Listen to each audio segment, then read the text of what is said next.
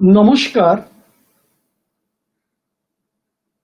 আপনারা যে যেখান থেকে আজকের এই অনুষ্ঠানে যুক্ত হচ্ছেন তাদের সকলকে জানাচ্ছি আমার আন্তরিক ভক্তি বিনম্র নমস্কার, ভালোবাসা এবং শ্রদ্ধা। আশা করি যে যেখানে আছেন ভালো আছেন, সুস্থ আছেন এবং নিরাপদেই আছেন। আমার অনুষ্ঠানে একটু পরিবর্তন এসেছে। আজ থেকে আমার এই অনুষ্ঠান একই সাথে ফেসবুক, লিঙ্কডইন এবং ইউটিউবে সম্প্রচারিত হচ্ছে। যারা ফেসবুকে দেখছেন তাদেরকে আবারও নমস্কার, যারা ইউটিউবে আমার এই অনুষ্ঠান দেখছেন তাদেরকে আবারও নমস্কার জানাচ্ছি। আমার আজকে থেকে এই অনুষ্ঠানের নামকরণ করা হয়েছে নতুনভাবে সত্যমেব জয়তে। কোভিড চলাকালীন সময় থেকে আজ প্রায় 90 দিন আমরা অতিক্রান্ত করেছি। এই বিগত 3 মাস ধরে কোভিড চলাকালীন সময়ে আমরা বিভিন্নভাবে আপনারা যেভাবে আমাকে সহযোগিতা করে এসেছেন তার জন্য আবারও কৃতজ্ঞতা এবং নমস্কার জানাই। সত্যমেব জয়তে এই অনুষ্ঠানের আজকে হচ্ছে প্রথম পর্ব। আঙ্গিকগতভাবে আমি এতদিন ধরে জুম অ্যাপের মাধ্যমে আপনাদেরকে সংযুক্ত রেখেছিলাম। আজ থেকে আমি আমাদের রিস্ট্রিম নামের একটি অ্যাপের মাধ্যমে আপনাদেরকে যুক্ত করছি, একই সাথে 3টি মাধ্যম। যা হোক, উপস্থাপনা অনেক হলো, এবার আমরা চলে যাচ্ছি। আমার আজকের এই অনুষ্ঠানে একটু ভিন্নগতভাবে পার্থক্য আনছি। আমি চেষ্টা করব, অনেকেই আমাকে বিভিন্নভাবে জানতে চেয়েছেন শুধু গীতা এবং ভাগবতের আলোচনা কেন, অন্যান্য বিষয়ের আলোচনা নয়। হ্যাঁ, আপনাদের সমস্ত মতকে আমি সম্মান এবং শ্রদ্ধা দেখিয়ে বলছি, আমাদের এক এক দিনের আলোচনায় এক একটি বিষয়সূচি থাকবে। তো সে অনুযায়ী আমার আজকের বিষয়সূচি হচ্ছে শ্রীমদ্ ভগবদ গীতার 11 অধ্যায়ের আলোচনা। সে আলোচনায় আপনাদের সকলকে যাবার আগে আমি প্রথমেই শ্রীমদ্ ভগবদ গীতার ধ্যান করে যাচ্ছি। আর যারা আমাকে বিভিন্ন রকমের মন্তব্য করবেন তাদের এই মন্তব্য আমি সরাসরি দেখতে পাবো, এটি হচ্ছে আমার সবচেয়ে বড় পাওনা। এবং আপনারা ইচ্ছে করলে অনুষ্ঠান চলাকালীন সময়ে আপনাদের মতামত জানিয়ে, মূল্যবান মতামত জানিয়ে আমাকে বাধিত করবেন। যেখান থেকে আমরা আলোচনা করছি, আজকে আমরা আলোচনা করব গীতার 11 অধ্যায়ের অবশিষ্ট অংশ থেকে। যদিও নাম নতুন করে দেওয়া হয়েছে, কিন্তু তা পূর্ববর্তী অনুষ্ঠানগুলির সাথে একটি সমন্বয় করার চেষ্টা করছি। যা হোক, আমরা প্রথমেই গীতার ধ্যান দিয়ে শুরু করছি। ওম তৎসৎ। ওম অথ শ্রীমদ্ ভগবদ গীতা ধ্যানম। ওং পার্থায় প্রতিবোধিতাং ভগবতা নারায়ণেন স্বয়ং ব্যাসেন গ্রথিতং পুরাণ মুনিনা মধ্যে মহাভারতম অদ্বৈতামৃতবর্ষিণীম ভগবতীমষ্টাদশোধ্যায়িনীম অম্ব ত্বামনুসন্ধযামি ভগবদ্গীতে ভবেদ্দেশিনীম। নমস্তুতে ব্যাস বিশাল বুদ্ধে ফুল্লারবিন্দায়ত পত্র নেত্র এন তয়া ভারত তৈলপূর্ণ প্রজ্বালিত জ্ঞানময় প্রদীপঃ প্রপন্ন পারিজাতায় স্তোত্রবৈত্রৈকপাণয়ে জ্ঞানমুদ্রায় কৃষ্ণায় গীতামৃত দুহে নমঃ। সর্বায়ুপনিষদো গাবো দুগ্ধা গোপাল নন্দনঃ পার্থ বৎস সুধীর ভোক্তা দুগ্ধং গীতামৃতং মহৎ। বসুদেব সুতং দেবম কংস চানুরমর্দনম দেবকী পরমানন্দং कृष्णं वन्दे जगद्गुरुं भीष्मद्रोण तथा जयद्रथ जलागन्धर्वनीलोत्पला शल्यग्राहवति कृपेण वहनिकर्णेन बेलाकुला अश्वत्थाम अभिकर्णघोरम् অকরাদুর্যোধনাবর্তিনী সুরতির না খোলো পাণ্ডবয়ে রণনদিকে বরতক কেশবে পারাশর্য বচোৎসর্জয় অমলং গীতার্থ গন্ধ উৎকটং নানাখ্যানক কেশরং হরিকথা সংবোধনাবোধিতম লোকে সজ্জন ষট পদয়ে অহরহ পেপিয়মানং মুদা ভুয়াত ভারত পঙ্কজম কলিমল প্রধ্বংসী ন শ্রেয়াসে মূকং করোতি বাচালং পঙ্গুং লঙ্ঘয়তে গিরিম यत्कृपातमहं वन्दे परमानन्दमाधवम् यं ब्रह्मा वरुणीन्द्र रुद्रमरुतस्तन्नन्ति दिव्यस्तवे वेदै साङ्गपदक्रामो उपनिषदयोर्गायन्ति यं सामगा ध्यानावस्थित तद्गतेन मनसा पश्यन्ति यं योगिना अश्यन्तं न विदुषुरासुरगणा देवाय तस्मै नमः ॐ श्री हयग्रीवाय नमः शुक्लाम्बरधरं विष्णुं शशिवर्णं चतुर्भुजं प्रसन्नवदनं ध्यायेत् सर्वविघ्न उपशान्तये वागीषद्यासु मनसा सर्वार्थानामुपक्रमे यं नत्वा कृत्वा सुस्थं नमामि गजाननं नमो धर्माय महते नमः कृष्णाय वेधसे ब्राह्मणेभ्यो नमस्कृतं धर्मं वष्के सनातनं नारायणं नमस्कृत्य नरं चैव नरोत्तमं देवीं सरस्वतीं चैव ततो जयमुदीरयेत् व्यासं वसिष्ठनप्तारं शक्तिं पौत्रमकल्मषं पराशरमात्मजं वन्दे सुकतातं तपोनिधिं व्यासाय विष्णुरूपाय व्यासरूपाय विष्णवे नमो वै ब्रह्मविदये वसिष्ठाय नमो नमः अचतुर्वदनो ब्रह्मा द्विबाहुरुपरो हरि अभाललोचना शम्भो भगवान् बादरायणम् अखण्डमण्डलाकारं व्याप्तं येन चराचरम् तत्पदं दर्शितं येन तस्मै श्रीगुरवे नमः गुरु ब्रह्मा गुरु विष्णु गुरुदेव महेश्वर गुरुरेव परं ब्रह्म तस्मै श्रीगुरवे नमः अज्ञानतिमिरन्धस्य ज्ञानाञ्जनशलाकया चक्षुरुन्मीलितं येन तस्मै श्रीगुरवे नमः ॐ तत्सत् ॐ ॐ तत्सत् ॐ ॐ तत्सत् ॐ अथ श्रीमद्भगवद्गीता एकादश अध्याय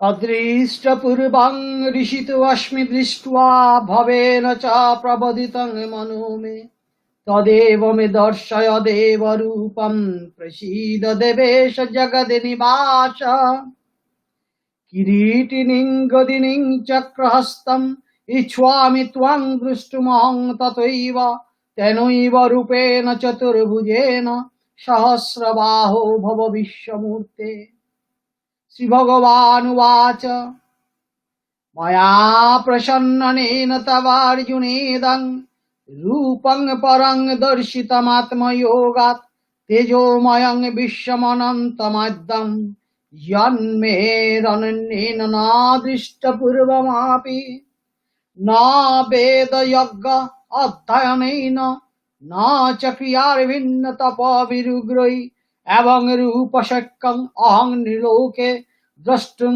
তদন্যেন কুরু প্রবীর মা তে ব্যথা মা চ বিমূঢ় ভাব দৃष्ट्वा রূপং ঘোরমিদৃঙ্গমেদম ব্যাপতিবি প্রীতমনা পুনস্তং তদেব মে রূপমিদং প্রপশ্য।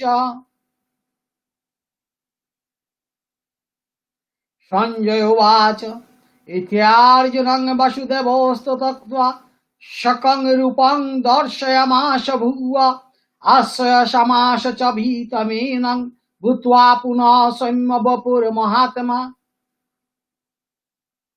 ओम तत्सत् इति श्रीमद्भगवद्गीतासु उपनिषत्सु ब्रह्मविद्यायां योगशास्त्रे श्रीकृष्णार्जुन संवादे विश्वरूप दर्शन योग नाम एकादशोऽध्याय एकांशेन। ओम तत्सतम ओम तत्सतम ओम तत्सत ओम। যে কটি শ্লোক পাঠ করলাম তাতে দেখা যাচ্ছে যে ভগবানের এই যে রূপ তিনি দেখলেন, সেই রূপ অর্জুন কিভাবে প্রভাবিত হচ্ছেন সেই বিষয়টি এখানে বিশ্লেষণ করা হচ্ছে।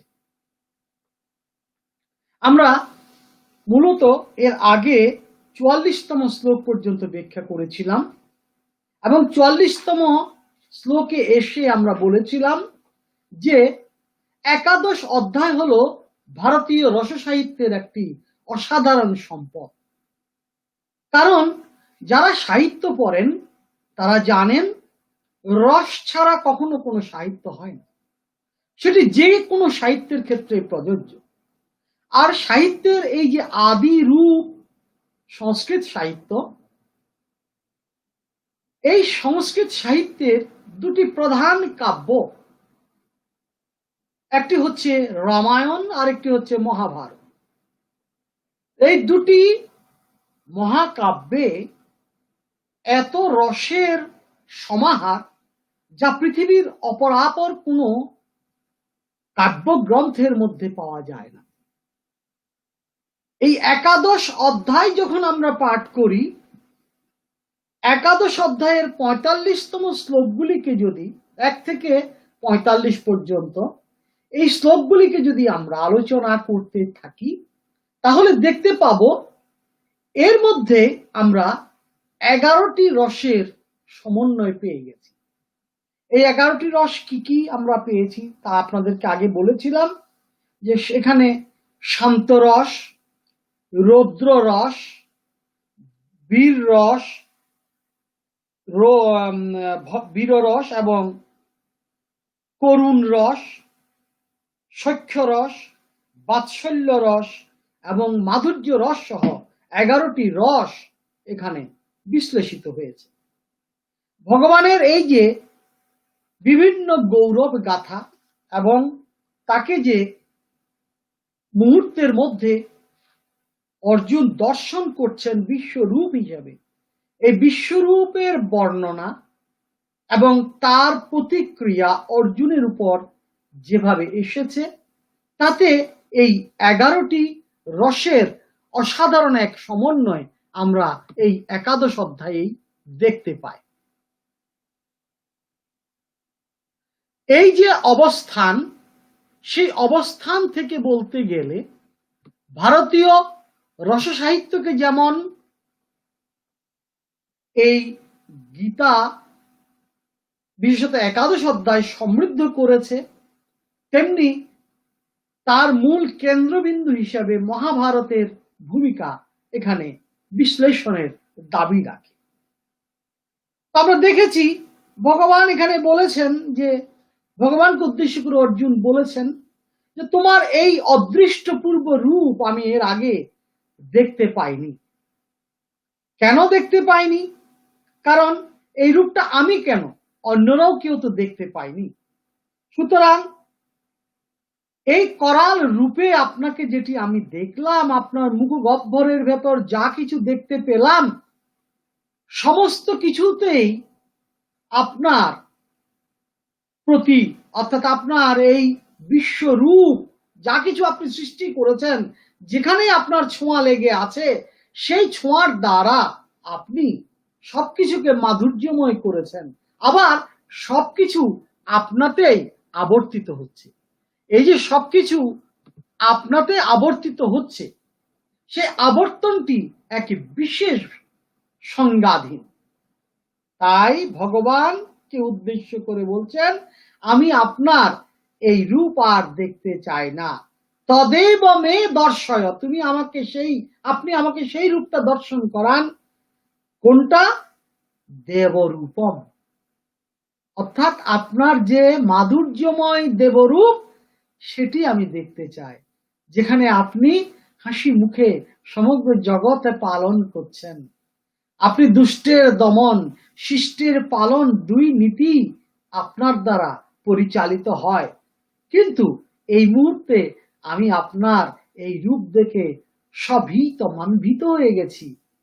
কাজেই আপনাকে আমি ভক্তি বিনম্র প্রণাম জানিয়ে অনুরোধ করছি, আপনার এই দ্রষ্টা করাল রূপ আর আমি দেখতে চাই না, আপনার সেই দেবরূপ আমি দেখতে চাই, এবং আপনি আমাকে প্রসীদ করুন।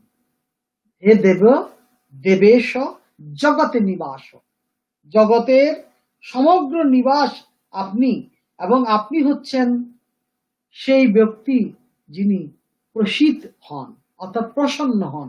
সুতরাং আপনি আমাকে প্রসন্ন করে আপনার সেই শান্ত সৌম্য রূপ আমাকে দেখান। 46তম শ্লোকে এসে তিনি বলছেন, অর্জুন, কিরীটিনিং গদিনিং চক্রম হস্তম ইচ্ছামি ত্বং দ্রষ্টুমহং তথৈব তেনৈব রূপেণ চতুর্ভুজেন সহস্রবাহু তব বিশ্বমূর্তি। এখানে একটু ব্যাখ্যার প্রয়োজন আছে। আমরা জানি বিষ্ণু চতুর্ভুজধারী, তাই তাকে বলা হয় চতুর্ভুজধারী নারায়ণ।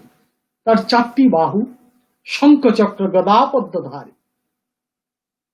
এই যে পূর্ণ সত্তা ভগবান বিষ্ণুর, সেই পূর্ণ সত্তা যখন তিনি অবতার রূপে পৃথিবীতে আসেন, তখন তার এই চতুর্ভুজ দৃশ্য খুব কম ভক্তই দেখে থাকেন। এবং ভগবান দাপরে যখন শ্রীকৃষ্ণ রূপে আবির্ভূত হলেন, তখন তার এই চতুর্ভুজ মূর্তি দেখেছিলেন মাত্র 3 জন। একজন জন্মকালীন সময়ে, 4 জন। 2 জন দেখেছেন জন্মকালীন সময়, তার মা বাবা। কারণ তার জন্ম মুহূর্তের কিছুক্ষণ পূর্বে অলৌকিক রূপে তিনি চতুর্ভুজধারী নারায়ণ হয়ে বসুদেবকে দেখা দিয়েছিলেন এবং মাতাকেও দেখা দিয়েছিলেন, যদিও তাদের সেই স্মরণে সেটি ছিল না।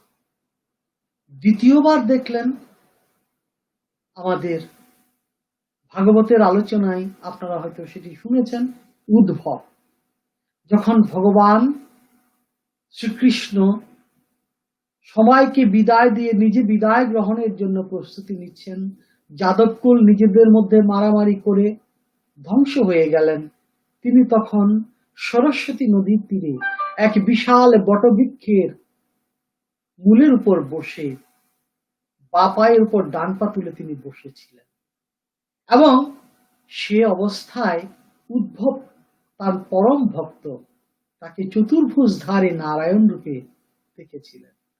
আর চতুর্থ যে ব্যক্তি তার চতুর্ভুজ রূপে দেখেছিলেন, তিনি হচ্ছেন আমাদের অর্জুন। বিকল্পে আরেকজনের নাম আসে মহাভারতে, তিনি হচ্ছেন পিতামহ ভীষ্ম।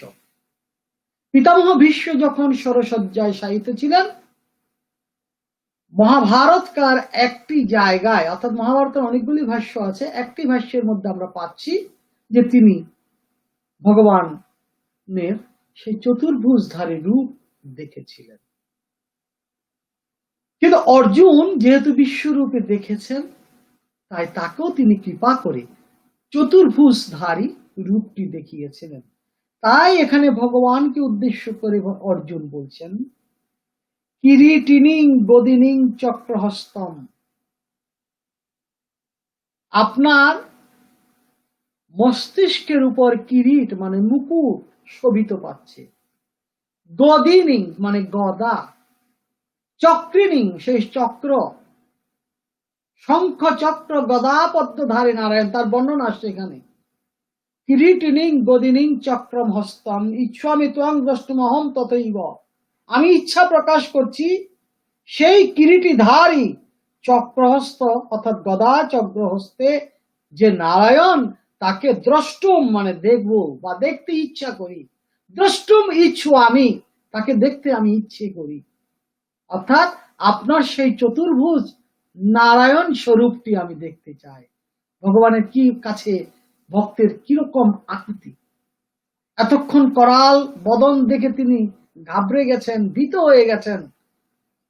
এবং তার আগের শ্লোকে আমরা দেখেছি 43তম শ্লোকে যে পিতা পুত্রের মতো সম্পর্ক করে তিনি সম্বোধন করেছেন, তার রূপ সম্পূর্ণ অবগত হয়েছেন, তার প্রকৃতি সম্পূর্ণ অবগত হয়েছেন। এতক্ষণ তিনি বন্ধু সখা রূপে ভগবানকে অনেক তাচ্ছিল্য তুচ্ছ করেছেন, কিন্তু এখন আর সেই সুযোগ নেই। ভগবান তার স্বরূপ প্রকাশ করেছেন, এবং তাও কি ভগবানের শ্রীদেহের একটি মাত্র অংশে। একাংশে স্থিত জগৎ, আমার এই একাংশের মধ্যে সমগ্র জগৎ স্থিত আছে, এটি তিনি বলেছেন। বলার ফলে তিনি দর্শনও করলেন অর্জুন, ফলে তার সেই ভ্রান্তিবোধ কেটে গেল।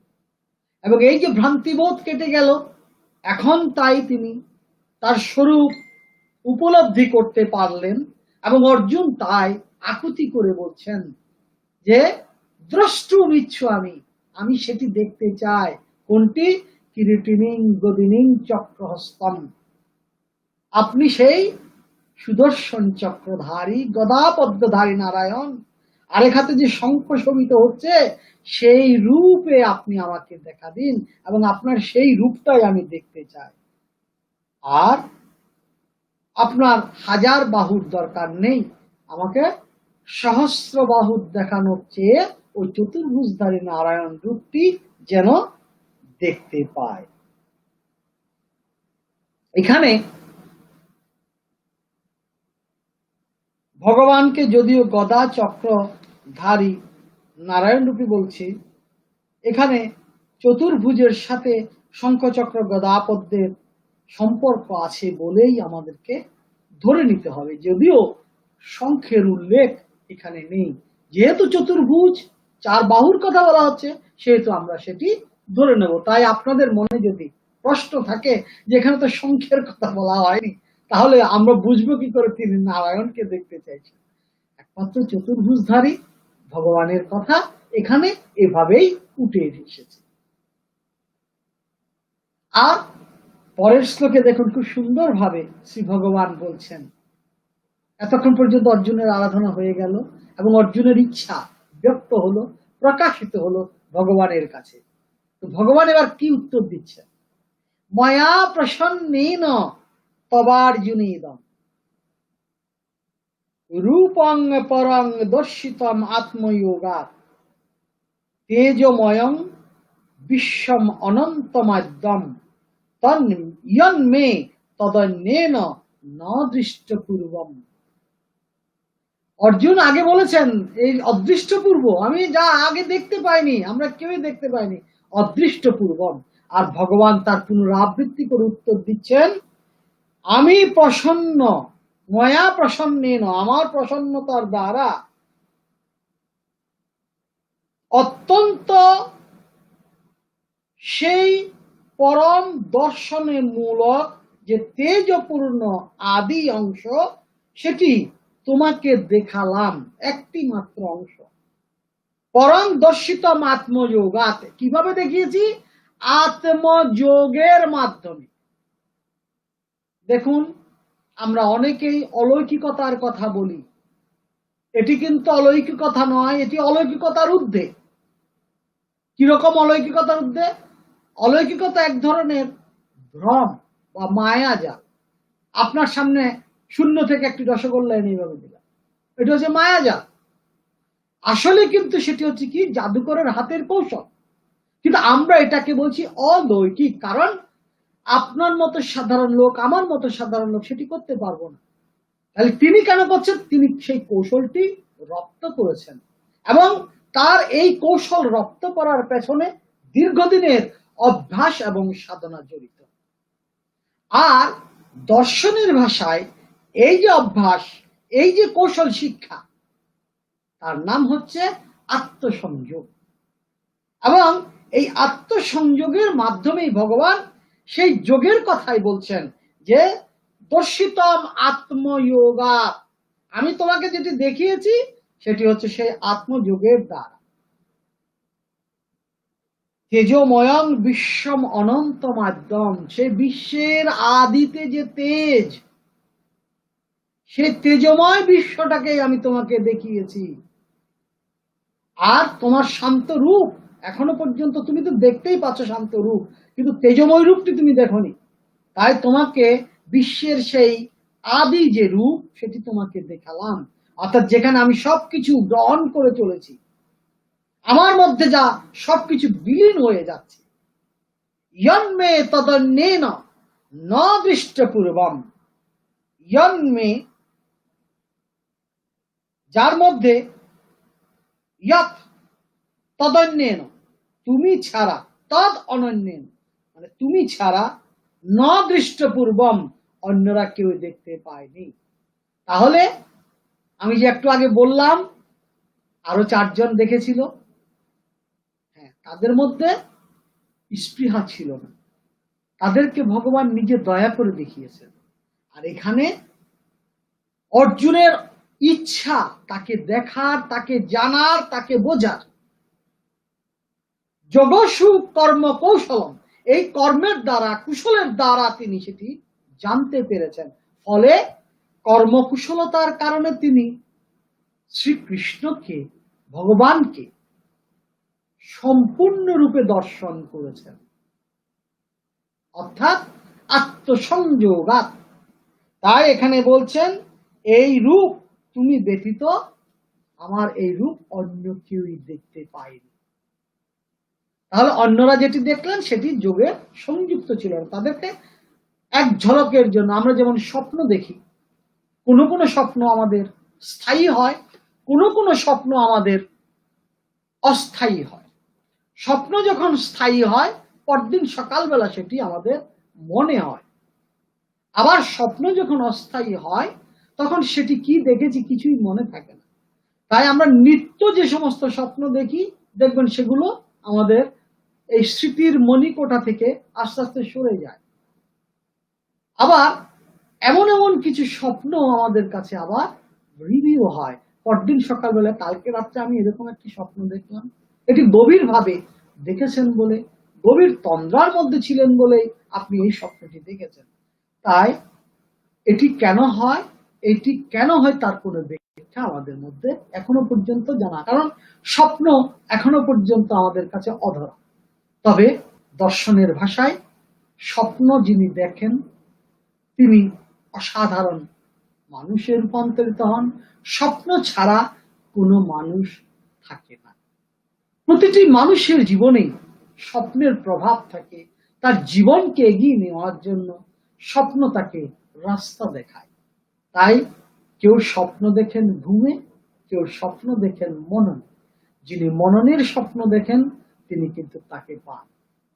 এই মননের স্বপ্নের সাথে আমাদের আত্মার সংযোগ হোক এবং তার সাথে যেন যুক্ত থাকতে পারি, এটি হচ্ছে প্রার্থনা, যেমন করে অর্জুন করেছেন। এবং অর্জুনের মতো যদি আমরা সেই স্বপ্ন দেখতে পারি তাহলে কি হবেন? ভগবান আমাদের কাছে এসে বলবেন, ময়া প্রসন্নেন, আমি প্রসন্ন হয়েছি, আমি তৃপ্ত হয়েছি, তোমার আচরণ আমি খুশি হয়েছি, তাই তোমাকে কৃপা করলাম। এই কৃপা পাওয়ার আশায় আমরা সারাটা জীবন অতিবাহিত করি। কখনো কারো তার সেই মিলন ঘটে, প্রাপ্তিযোগ হয়, আবার অনেকে তাকে না পেয়েই ধরাধাম থেকে বিদায় নেন, ফলে আবার তাকে ঘুরে ফিরে আসতে হয়। এটি হচ্ছে সনাতন বিশ্বাস। তাহলে এখানে একটি প্রশ্ন হয়, ভগবান কি তাহলে সত্য প্রণোদিত হয়ে কি আমাদেরকে সবকিছু দেখান? এই কথাটি যদি বলতে হয় তাহলে দেখা যায় যে আমাদের এই সত্য প্রণোদিত হয়ে জানার যে প্রক্রিয়া সেটি হচ্ছে ভগবানের বিভূতি এবং যোগ শক্তির একটি প্রভাব। কারণ যোগ শক্তিকে আশ্রয় করেই তিনি আমাদেরকে স্বয়ং উপস্থিত হন। এখন এই যে যোগ,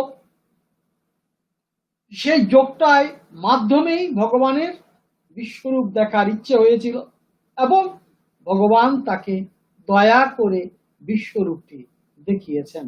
এবং এই যে বলছেন তিনি আত্মযোগাৎ,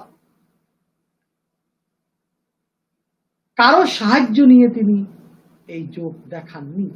ভগবান এই যে কথাটি বলছেন আত্মযোগাৎ, আমি তোমাকে আত্মযোগ অর্থাৎ নিজের সামর্থ্যে, ভগবান যেহেতু সর ঐশ্বর্যময় সেহেতু তার মধ্যে এই ঐশ্বর্যময় সত্তার বিকাশ ঘটাতে তিনি নিজে আত্মযোগে এই কথাটি দেখিয়েছেন এবং এই রূপটি দেখিয়েছেন।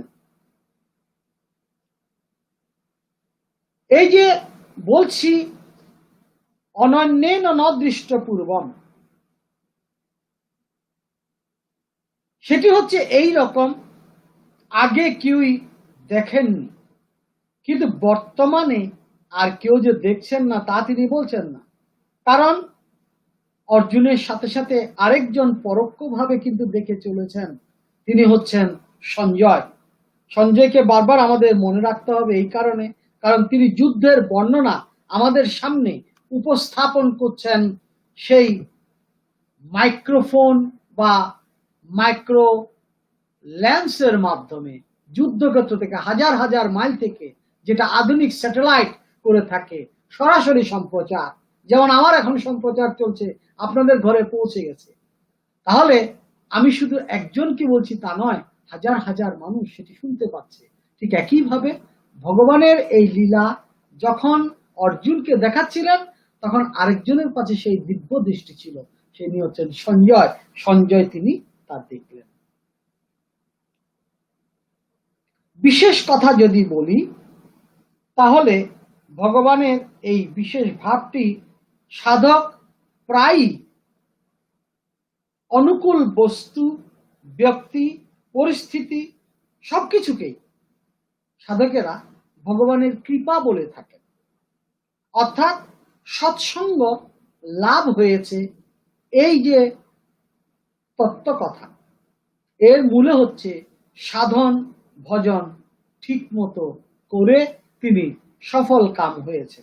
অর্থাৎ তার যে কৃতকর্ম সেটি ঠিক মতো চলেছে বলেই, ভগবানের প্রতি তার অনুরাগ আছে বলেই ভগবান তাকে কৃপা করে নানাভাবে নানা অলৌকিক শক্তির দ্বারা তাকে উজ্জীবিত করছেন। তাহলে শুধুমাত্র আমরা মানব চরিত্রের বৈশিষ্ট্য অনুযায়ী এটিকে ভগবানের কৃপা বললাম। তাহলে যখন আমাদের মধ্যে দ্বন্দ্ব উপস্থিত হয়, যখন আমাদের মধ্যে অসুখ প্রবৃত্তি হয়, যখন আমাদের মধ্যে সংশয় প্রকাশ করে, সেটিকে কি বলবো? সেটিও কি ভগবত কৃপা নয়? এই দ্বন্দ্বটি কিন্তু এখানে উদ্ভাসিত হচ্ছে। তাই সাধকের কৃপাকে যেমন আমরা ভগবানের কৃপা বলে থাকি, সাধকের সিদ্ধিকে যেমন ভগবানের কৃপা বলে থাকি, তেমনি সাধক তার অভিষ্ট লক্ষ্যে পৌঁছতে না পারাটাও কিন্তু ভগবানের কৃপা বলতে হবে। যিনি সংশয়বাদী সেটিও কিন্তু ভগবানের কৃপা, সেখানেও ভগবানের কৃপা থাকে, হয়তো তাকে একটি সুযোগ দেওয়া হয়। উনি যিনি নিত্য কর্মের মাধ্যমে যুক্ত হচ্ছেন তার হয়তো অর্জনটা খুব তাড়াতাড়ি হবে, যেহেতু নিত্য তিনি যুক্ত আছেন। আর যিনি সংশয়বাদী, যিনি নিত্য যুক্ত নেন, তিনিও কিন্তু কৃপা পাবেন, কিন্তু সেটি হবে হঠাৎ কোনো একটি বিশেষ কারণে। তাই এই কথাটি এখানে বলার জন্যই ভগবান বারবার বলছেন যে চতুর্দশ অধ্যায়ে যখন আমরা যাব তখন ভগবানের এই কথাটি আমরা দেখতে পাবো, সুখ সঙ্গেন বদনাতি জ্ঞান সঙ্গেন চানগ। অর্থাৎ কোন সঙ্গটা আপনি করবেন, সুখের সঙ্গ করবেন নাকি জ্ঞানের সঙ্গ করবেন, দুটোই কিন্তু সৎসঙ্গ। তাহলে এই সৎসঙ্গ থেকে আমাদেরকে উদ্ধার হয়তো কোনো না কোনো সময় আমরা পেয়ে যাব। তাই সুখ হওয়া, সুখের সম্বন্ধে জ্ঞান হওয়া দোষণীয় কিছু নয়। তার সঙ্গ করা এবং তার দ্বারা সুখী হওয়া এবং প্রসন্ন হওয়াই হচ্ছে দোষণীয়। আমি কথাটা বুঝাতে পেরেছি কিনা জানি না। দ্বন্দ্বটা হচ্ছে এইরকম, সুখে সুখী হওয়া, সুখ সম্পর্কে জ্ঞান হওয়া, এগুলি কিন্তু দোষণীয় নয়। দোষণীয় হচ্ছে যদি আপনি সেখানে থেমে যান, প্রসন্ন হয়ে যান, খুশি হয়ে যান, আর তো দরকার নেই, আমার তো হয়ে গেছে, তখনই হবে সেটি দোষণীয়। তাই ভগবান আমাদেরকে এখানে বলছেন এক সঙ্গ যখন শেষ হবে তখন আরেকটি সঙ্গের মধ্যে যাবেন, অর্থাৎ জ্ঞান, কর্ম এবং ভক্তি তিনের সমন্বয় ঘটাতে হবে। আপনি একটা মাত্র উপায় দ্বারা ময়া প্রসন্নেন তবার্জুনেদম আর বলা শুনতে পাবেন না, বা এই কথাটি আপনি শুনতেও পাবেন। আবার ভগবান আমাদেরকে সতর্ক করছেন। কি সতর্ক করছেন দেখুন, ন বেদ যজ্ঞ অধ্যয়নেন ন দানেন ন চ ক্রিয়াভির্ন তপোভিরুগ্রৈ এবং রূপ সত্য অহং নিলোকে দ্রষ্টুম তদন্যেন কুরু প্রবীর। এই যে আমি তোমাকে বিশ্বরূপ দেখিয়েছি, এই প্রকারের বিশ্বরূপ বিশিষ্ট আমাকে মনুষ্য লোকে, মানব কুলে তুমি ছাড়া আমার কৃপা ভিন্ন আর কেউই, আমার অনেক কৃপাধন্য ব্যক্তি আছে কিন্তু তুমি ছাড়া আর কেউই পায়নি। এমনকি বেদ অধ্যয়নকারী, যজ্ঞ অনুষ্ঠানকারী, দানী ব্যক্তি কিংবা তীব্র তপস্যার দ্বারাও অথবা অপরাপর যত রকমের ক্রিয়া কৌশল আছে তার দ্বারাও আমাকে দেখতে সক্ষম হয় না। তাহলে ওই যে তার কৃপা, আমরা তাই কথায় কথায় বলি গুরু কৃপা হি কে বললাম, এখানেও বলতে হবে ভগবান কৃপা হি কে বললাম, তোমার সেই কৃপাই চাই। তাই আত্ম জিজ্ঞাসু অর্থার্থী যেমনই ভক্ত হোক, তার কৃপা ভিন্ন তার মুক্তি আসে না।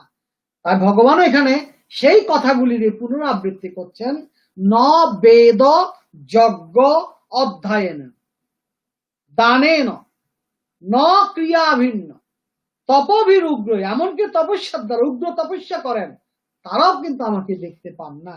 সুতরাং কারা দেখতে পান? যাদেরকে আমি কৃপা করি।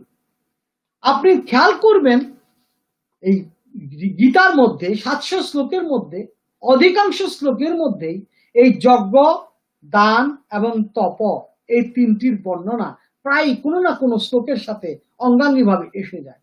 অষ্টম অধ্যায়ে যেমন 28তম শ্লোকের মধ্যে, এই অধ্যায়ের 53তম শ্লোকে, এবং এখানে দুটো পার্থক্য, অষ্টম অধ্যায় এবং একাদশ অধ্যায়ে যে পার্থক্য সেখানে হচ্ছে যজ্ঞ, দান, তপ, এর সাথে আরেকটি নতুন কথা এখানে একাদশ অধ্যায়ে যুক্ত হচ্ছে, সেটি হচ্ছে কি ক্রিয়া।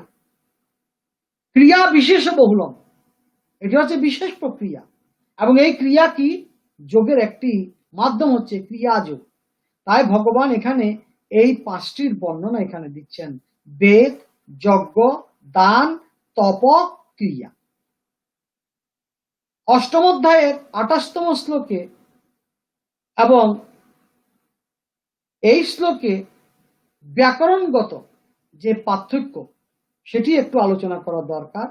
এখানে দেখা যাচ্ছে সংস্কৃত ব্যাকরণের নিয়ম অনুযায়ী আপনার সপ্তমী বিভক্তির প্রয়োগ হয়েছে অষ্টম অধ্যায়ের 28তম শ্লোকে এবং বহুবচনান্ত শব্দ, আর একাদশ অধ্যায়ের এই শ্লোকে তৃতীয়া বিভক্তির প্রয়োগ হয়েছে এবং বহু বচন হয়েছে। এছাড়া এই বহু বচন শব্দ আর কোথাও প্রয়োগ করা হয়নি। অন্যান্য স্থানে সবসময় প্রথমা বিভক্তি এবং এক বচন বলে এই শব্দগুলির প্রয়োগ করা হয়েছে। এখানে তৃতীয় বিভক্তি এবং বহু বচন ব্যবহারের অর্থ হলো এই যে বেদ, যজ্ঞ, দান ইত্যাদি সাধনাগুলির এক একটি সাধন বিশেষভাবে বহুবার করা হোক বা সমস্ত সাধন বিশেষভাবে অনেকবারই করা হোক, তবুও এইসব সাধনার জোরে বিশ্বরূপ দর্শন করা সম্ভব হয় না। কারণ বিশ্বরূপ দর্শন করা কোন রূপ কর্মের ফল নয়, যজ্ঞের ফল নয়, কিংবা তপের ফল নয়, কিংবা দানের ফল নয়।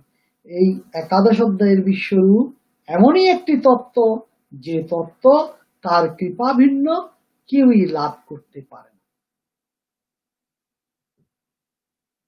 বেদ, যজ্ঞ এবং সাধনার দ্বারা বিশ্বরূপ দর্শন সম্ভব নয় বলেই বিশ্বরূপ দর্শনের এই রূপ দুর্লভতর কথা বা দুর্লভতার কথা বলা হয়েছে। আবার আমরা যখন পরের দিকে যাব, 53তম শ্লোক যখন পাঠ করব, তখন সেখানে দেখবেন সেখানে উল্লেখ করা হচ্ছে বেদের দ্বারা, বেদ অধ্যয়নের দ্বারা, যজ্ঞের দ্বারা, সাধনার দ্বারা চতুর্ভুজ রূপ আপনি দেখতে সম্ভবপর হয় না। কারণ চতুর্ভুজ রূপ তিনি দেখতে পান যদি তিনি কৃপা করেন। তাই এই রূপ চতুর্ভুজ দর্শনের দুর্লভতার কথা ভগবান আমাদেরকে স্মরণ করিয়ে দিলেন। তাই এই যে 54তম শ্লোকে এসে এই বিভক্তি এত সুন্দরভাবে বিশ্লেষণ করেছেন।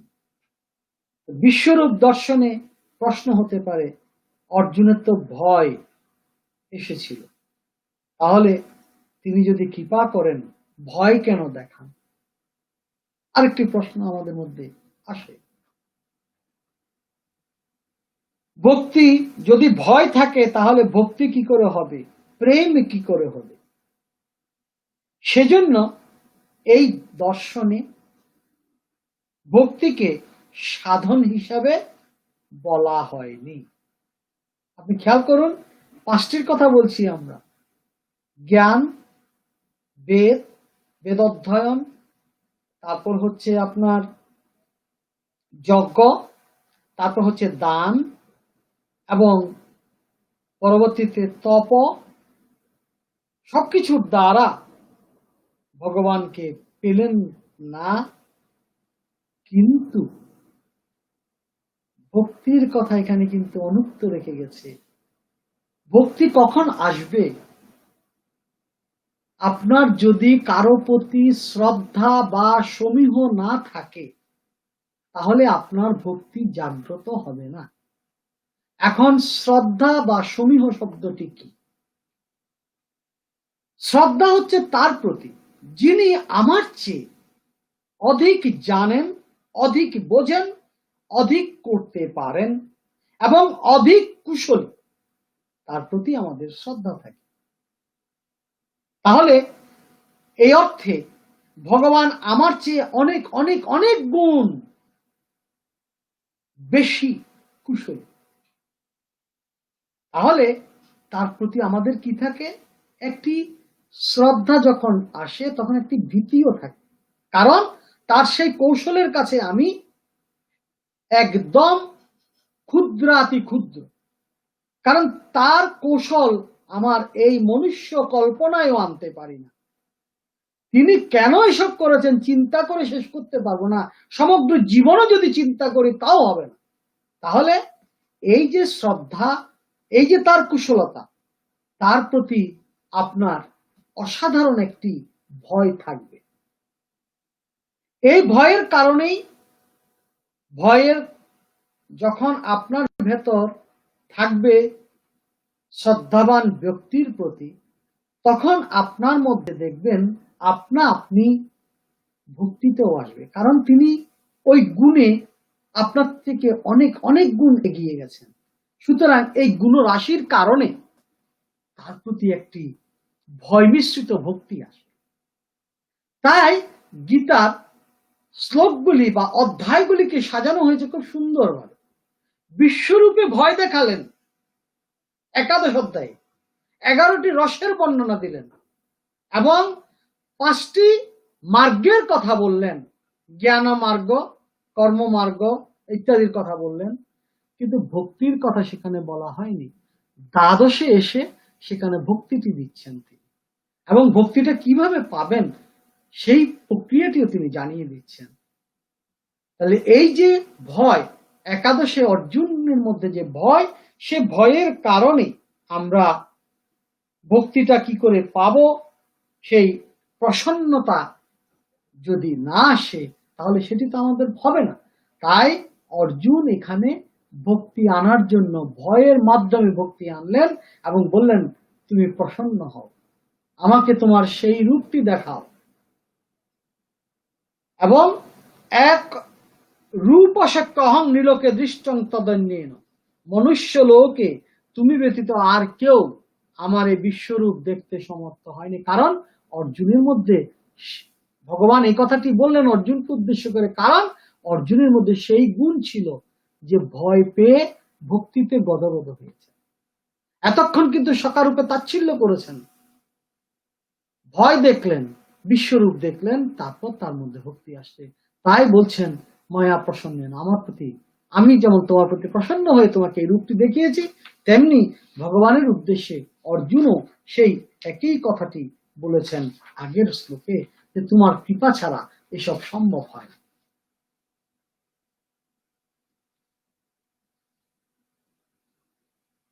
যদি মানুষের মধ্যে জ্ঞান, কর্ম এবং অপরাপর গুণাবলী অর্থাৎ তপস্যা কিংবা যজ্ঞ কিংবা দান ইত্যাদি থাকে, তারপরও সে পূর্ণাঙ্গ হতে পারে না যদি না তার মধ্যে ভক্তি থাকে। তাই ভক্তি উৎসরণের জন্য ভগবানের এই কথা যে অন্যান্য সাধনার দ্বারা তুমি আমাকে দেখতে সক্ষম হবে না যদি না তোমার মধ্যে সেই ভক্তিটি থাকে। তাই তোমার ভক্তি দেখে আমি প্রসন্ন হয়েছি এবং প্রসন্ন হয়ে তোমাকে এই চতুর্ভুজ নারায়ণ রূপে তোমাকে দেখা দিয়েছি।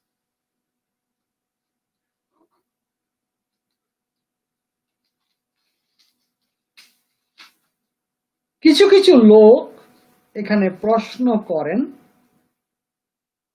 ভগবান অর্জুনকে বিশ্বরূপ দেখাননি, তিনি তাকে বুঝিয়ে দিয়েছিলেন যে তার শরীরের একাংশে অনন্ত ব্রহ্মাণ্ড বিরাজমান,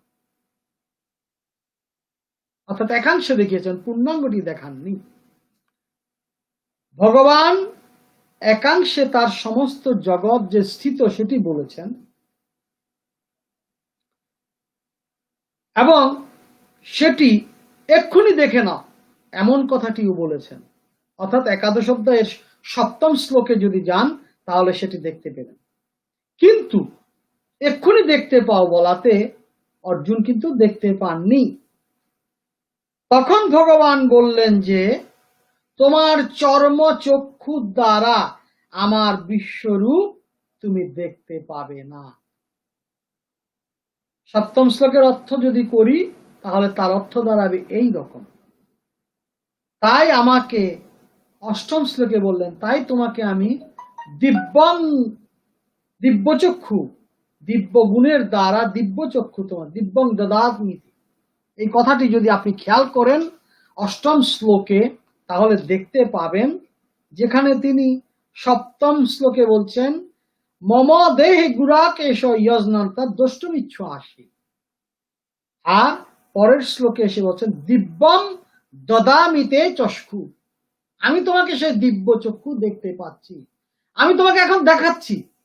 আগের শ্লোকে বললেন, কিন্তু অর্জুন দেখতে পেলেন না, কারণ তার সেই চর্মচক্ষুতে সেগুলো ধারণ করতে পারবে না, তার জন্য দরকার দিব্য চক্ষু। তাই পরের শ্লোকে ভগবান 8ম শ্লোকে বলছেন যে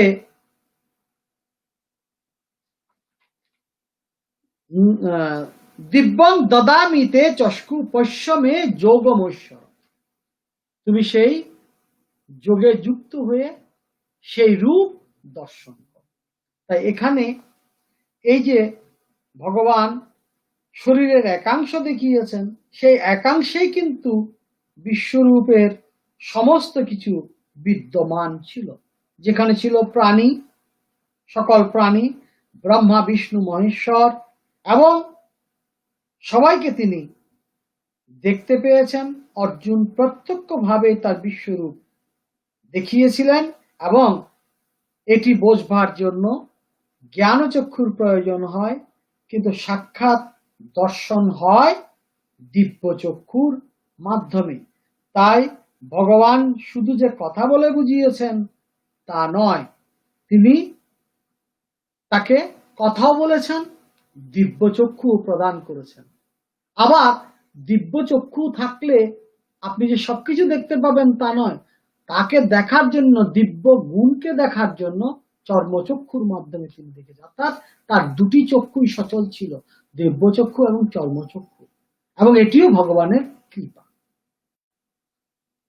পরের শ্লোকে এসে দেখি, মাতে ব্যথা মা চ বিমূঢ় ভাব দৃষ্টা রূপং ঘোরমিদ্রিং দেন ব্যাপতিভি প্রীতমনা পুনস্তং তদেব মে উপমিদং প্রপশ্য। আমার এই ঘোর রূপ দেখে তোমার ব্যথিত হওয়া উচিত নয়, বিমূঢ় হওয়া উচিত নয়। এখন নির্ভয় হয়ে প্রসন্ন হৃদয়ে তুমি আমার এই চতুর্ভুজ মূর্তি ভালো করে দেখো। তদেব মে রূপমিদং প্রপশ্য, আমার প্রপশ্য মানে তুমি দেখো, আমার এই রূপ তুমি দেখো। তুমি যে বলেছিলে ওই যে কিরীটি বজ্রধারী চক্রহস্তি, আমি সেই রূপটি তোমাকে দেখাচ্ছি, কারণ তুমি আমার ঘোর রূপ দেখে ইতিপূর্বে ব্যথিত হয়েছে বলেছো, তো আমি কিন্তু তোমাকে আর ঘোর রূপটি দেখাচ্ছি না। এখন প্রশ্ন, এই যে দিব্য দৃষ্টির কথা আমরা বলছি, কতক্ষণ এই দিব্য দৃষ্টি স্থায়ী হয়েছিল? এবং পার্টিকুলার আমি যদি বলি, কুরুক্ষেত্রের যুদ্ধে ভগবানের এই বিশ্বরূপ দেখেছিলেন দুজন, একজন প্রত্যক্ষ আর একজন পরোক্ষে। প্রত্যক্ষ হলেন অর্জুন, পরোক্ষ হলেন সঞ্জয়। তাহলে এই যে দেখেছেন ভগবান, কতক্ষণ তাদেরকে এই দিব্য দৃষ্টি দেখিয়েছেন? শ্লোক তো বেশি পাচ্ছি না, মাত্র কয়েকটি শ্লোক, ভগবানের কথাতেই সমাপ্তি এসে যাচ্ছে। এই যে কয়েকটি শ্লোক, সেই শ্লোকগুলির আলোকে ভগবানের এই দিব্য দৃষ্টি কতক্ষণ স্থায়ী হয়েছিল, এবং এই ভগবানের দেওয়া দিব্য দৃষ্টিতে তারা কতক্ষণে বিশ্বরূপ দেখেছিলেন। ভগবান একাদশ অধ্যায়ের ৮ম শ্লোকে অর্জুনকে দিব্য দৃষ্টি দিয়েছেন, আমরা সেটা একটু আগেই দেখলাম। দিব্যং দদামি তে চক্ষু পশ্যমে যোগমৈশ্বরম। ভগবানের বিশ্বরূপ, দেবরূপ, উগ্ররূপ। আমি আবার বলছি, বিশ্বরূপ, দেবরূপ এবং উগ্ররূপ, তিনটি রূপ অর্জুন দেখেছেন। তিনি অতি উগ্ররূপ দেখে ভীত হলেন। তাহলে আরেকটি রূপ পাচ্ছি, সেটি হচ্ছে কি অতি উগ্ররূপ, যার ফলে তিনি এই অতি উগ্ররূপ দেখার পর অর্জুন ভগবানকে উদ্দেশ্য করে বলছেন, আমি আপনার এই রূপ দেখতে চাই না, আমাকে সেই আপনার চতুর্ভুজ রূপটি দেখান। তাহলে এই যে ৪৯তম শ্লোক পর্যন্ত, যা একটু আগে আমি বললাম যে রূপমিদং প্রপশ্য, আমি তোমাকে সেই রূপ দেখাচ্ছি, তাহলে ৮ম শ্লোকে শুরু হলো দিব্যচক্ষু দিয়ে, আর ৪৯তম শ্লোকে এসে ভগবান তার বিশ্বরূপ, দ্বিতীয়ত তার দেবরূপ, তৃতীয়ত উগ্ররূপ, এবং সবশেষে অতি উগ্ররূপ দেখিয়ে ৪৯তম শ্লোকে ইতি টানছেন, এবং তোমাকে আমি দেখাচ্ছি এই কথাটি বলে। তাহলে ৫১তম শ্লোকে এসে অর্জুন কি বলছেন সেটি আমরা দেখি একটু।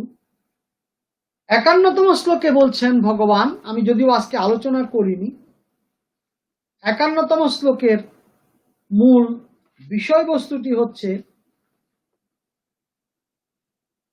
দৃষ্টেদং মানুষং রূপং তব সৌম্যং জনার্দন ইদানীম অস্মি সংবৃত্ত সচেতা প্রকৃতিগতা। এই যে কথাটি বলছেন তিনি, যে দৃষ্টেদং মানুষং রূপং তব সৌম্যং জনার্দন, আপনার এই রূপ দেখে, সৌম্য মূর্তি দেখে, মনুষ্য মূর্তি দেখে আমি চেতনা ফিরে পেলাম, অর্থাৎ তার দিব্য দৃষ্টি চলে গেল, অর্থাৎ তিনি স্বাভাবিক অবস্থায় ফিরে এলেন। এখন প্রশ্ন আসে, অর্জুন আগেও ব্যথিত হয়েছিলেন,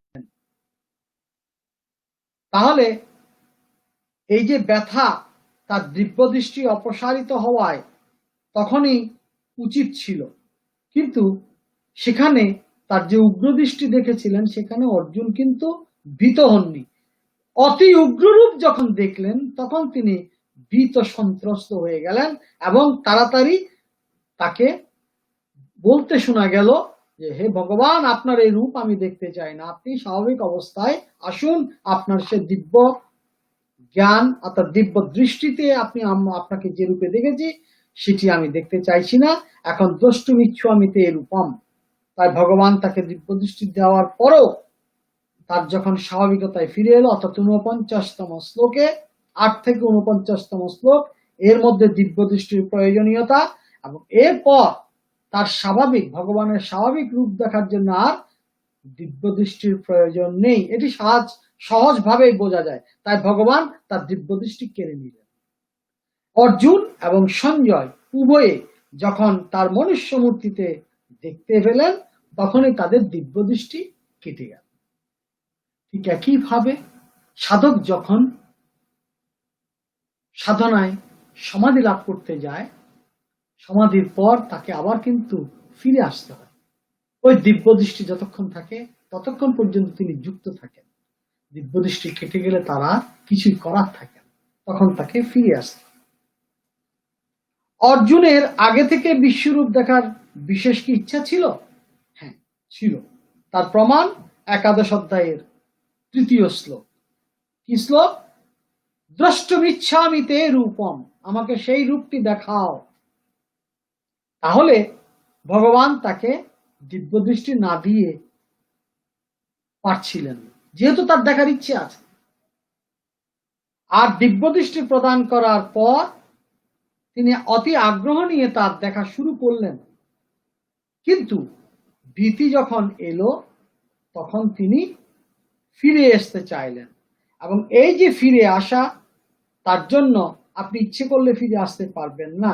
তাই শোক ভয়ের জন্য ব্যাকুলতায় তার দিব্য দৃষ্টি অপসারিত হয়ে গেল। যেহেতু ভয় পেয়েছেন তাই ভগবান তাকে কৃপা করে তার দিব্য দৃষ্টিটি কেড়ে নিল, এবং সেখানে ভগবত প্রদত্ত দিব্য দৃষ্টি আর কাজ করে না, বিবেক সেখানে তখন প্রাধান্য পায়। ফলে এই বিবেক দৃষ্টির কারণে তার আসক্তি জন্মায়। এবং যদি উদাহরণ দেওয়া হয়, কোনো মানুষ যখন কোনো কিছুতে আসক্ত হয় তখন সেটির প্রতি যদি আসক্তি আরো বেড়ে যায় তখন সে কি করে? প্রথমে চোর থাকে, চোরের পর ডাকাতে রূপান্তরিত হয়। একইভাবে আসক্তি অত্যধিক বৃদ্ধি পেলে সে হত্যা পর্যন্ত, মানুষকে হত্যা পর্যন্ত করতে পারে। তাহলে যত হত্যা হলো তখন তার মোহ বাড়লো, মোহ বাড়লে তার বিবেক শক্তি আচ্ছাদিত হতে থাকে এবং বিবেক তখন কি হয়? মরে যায়। এই যে কার্যকর সম্বন্ধ, সেই কার্যকর সম্বন্ধে আমরা আগেই দেখেছি দুজনের মধ্যে যে সম্পর্ক, বন্ধুত্বের সম্পর্ক, সে বন্ধুত্বের সম্পর্ক থেকে হঠাৎ করে ভগবানের লীলা দর্শন, এবং লীলা দর্শনের মধ্যে এখানে ভয়, এবং ভয় থেকে শ্রদ্ধা, অতঃপর ভক্তি, এবং তারপর মোহমুক্তি। এটি হচ্ছে একাদশ অধ্যায়ের এই পর্যন্ত পাওয়া শ্লোকগুলি।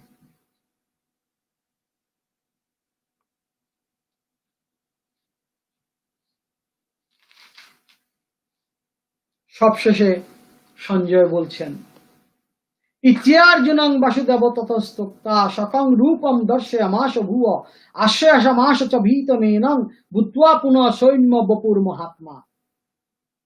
ভগবান বাসুদেব অর্জুনকে এই কথা বলে পুনর্বার সেইভাবেই নিজ দেবরূপে দেখালেন। অর্থাৎ অর্জুনের কৃপা হলো ভগবানের শঙ্খচক্র গদাপদ্মধারী নারায়ণ যে রূপ সেটি তিনি দেখতে পেলেন, এবং এরপর কি করলেন, পুনঃ সৌম্য বপুর মহাত্মা। পুনঃ মানে পুনরায়, সৌম্য যে সুন্দর যে রূপ, মদন মোহন যাকে বলেছি, সে মদন মোহন রূপে তিনি বপুরূপ মানে মনুষ্য দেহ নেই, অর্থাৎ দ্বিভুজ শ্রীকৃষ্ণ রূপে অবতারিত হলেন। অর্থাৎ প্রথমে বিশ্বরূপ, তারপর তার চতুর্ভুজ রূপ, তারপর তার মানুষী রূপ, এই তিনটি রূপের মাধ্যমে তিনি ভীত সন্ত্রস্ত অর্জুনকে আশ্বস্ত করলেন এবং বন্ধুর মতো পুনরায় তার সাথে মিশে গেলেন। এইভাবে আমাদের আলোচনা, আজকের আলোচনা আমরা এখানে থামাচ্ছি। আগামীকাল বা পরবর্তীতে আমরা আবারও সেটি নিয়ে আপনাদের সাথে বিস্তারিত আলোচনায় যাব। তার আগে আমরা যথারীতি শ্রীমদ্ ভগবদ গীতার মাহাত্ম্যটি পাঠ করছি। ওম তৎসৎ। ওম অথ শ্রীমদ্ ভগবদ গীতা মাহাত্ম্যম।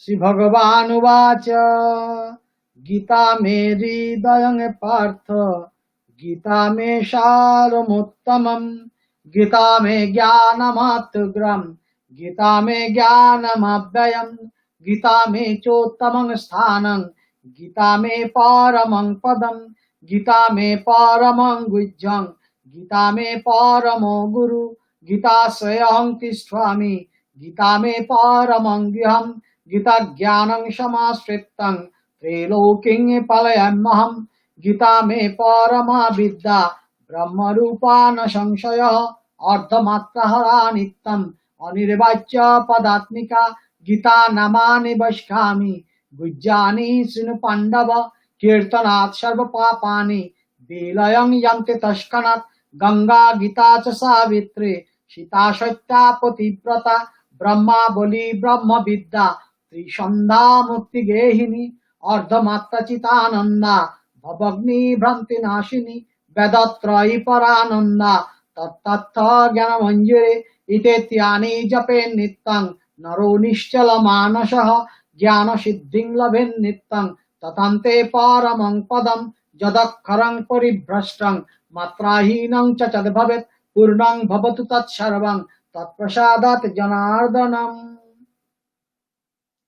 আসুন আমাদের নিয়মিত প্রার্থনা এখনই শুরু করছি।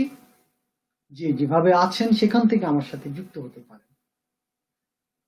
বক্রতুণ্ড মহাকায়ং সূর্যকোটি সমপ্রভম নির্বিঘ্নম কুরু মে দেবম সর্বকার্যেষু সর্বদা।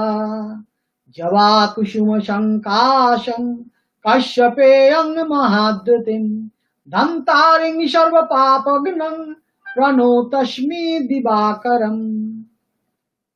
ওম নমো ত্র্যম্বকং যজামহে সুগন্ধিং পুষ্টিবর্ধনম উর্বারুকমিব বন্ধনাৎ মৃত্যুর্মুষ্কিয়মৃত্বাৎ।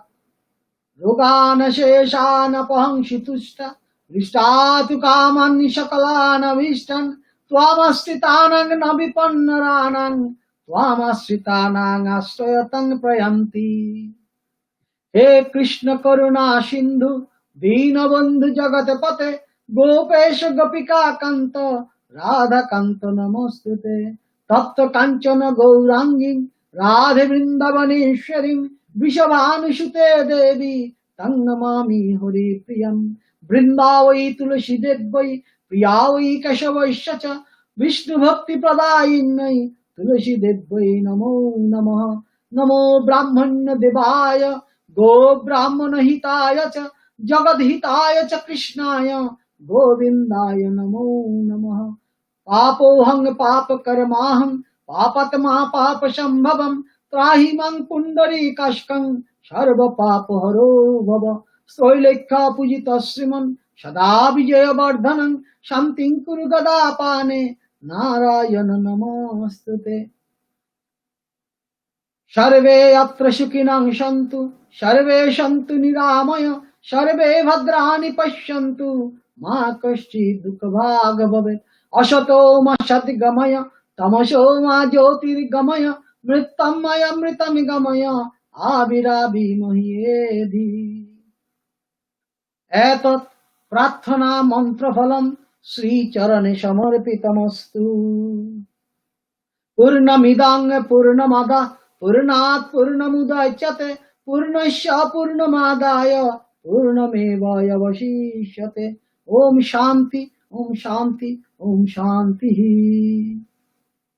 এতক্ষণ পর্যন্ত যে যেখান থেকে ফেসবুকে, ইউটিউবে, লিঙ্কডইনে আমার সাথে সংযুক্ত ছিলেন তাদের সকলের প্রতি আমার আন্তরিক কৃতজ্ঞতা এবং ভালোবাসা ও শুভ নমস্কার জানিয়ে আজকের অনুষ্ঠান এখানেই সমাপ্তি ঘোষণা করছি। ধন্যবাদ সবাইকে। আগামীকাল পর্যন্ত ভালো থাকবেন, সুস্থ থাকবেন এবং নিরাপদেই থাকবেন। ধন্যবাদ সবাইকে।